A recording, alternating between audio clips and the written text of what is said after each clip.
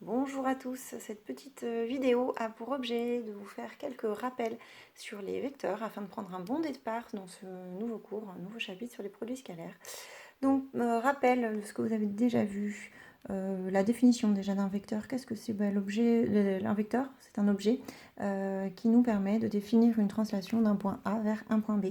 Donc, un point A, un point B. Le vecteur AB, ici, permet de se déplacer du point A vers le point B. On le note AB avec une flèche, une translation de vecteur AB. C'est ainsi qu'on le notait. On peut aussi le représenter dans un autre lieu du plan, bien sûr. Ici, on représente ce même vecteur. On peut noter le point de départ ici, C, le point d'arrivée, D. La translation de vecteur AB transforme C en D. Mais donc ce vecteur, c'est aussi le vecteur CD. On a donc AB égale CD, et donc on voit qu'on peut représenter un même vecteur dans plusieurs points, plusieurs lieux du plan, mais même pas que plusieurs, en fait une infinité. Donc de manière générale, un représentant du vecteur AB, on peut le noter U ainsi. Pour ce qui est de sa caractérisation, comment est-ce qu'on caractérise le vecteur? Eh bien, ce vecteur, on va dire qu'il a une direction.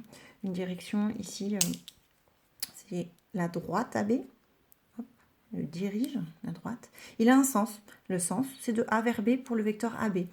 Si on considérait l'autre sens, de B vers A, eh bien dans ce cas, ce ne serait plus le vecteur AB, mais le vecteur BA, l'opposé de AB.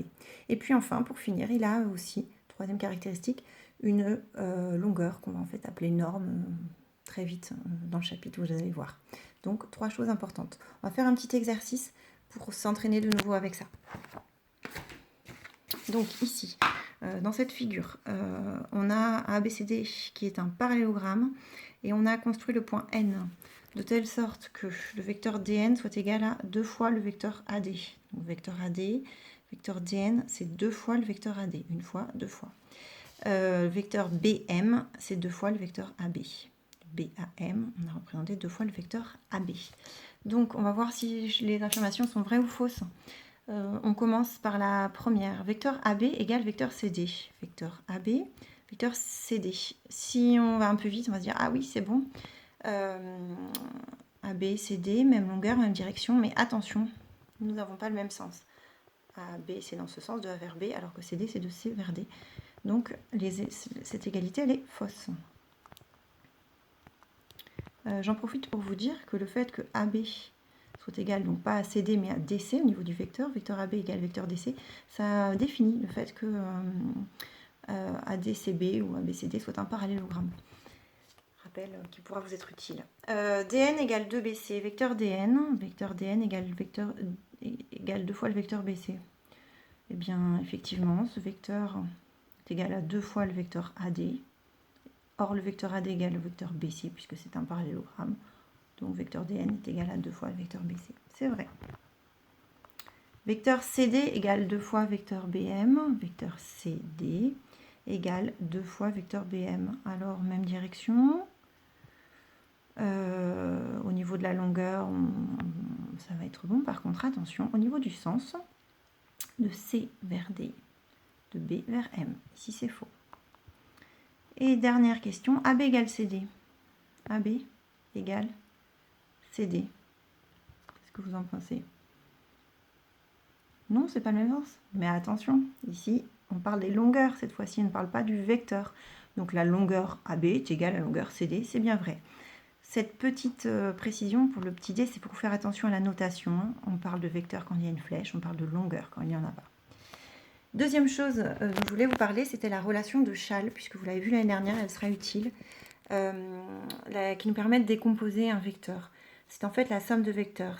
Si nous avons un vecteur AB ici, AB, vecteur AB, et puis on lui ajoute le vecteur BD, ajouter un vecteur, c'est faire la somme de vecteurs, vous l'avez vu en seconde, BD, c'est qu'on fait suivre ces deux vecteurs AB et BD, AB plus BD, qu'est-ce qu'on a fait?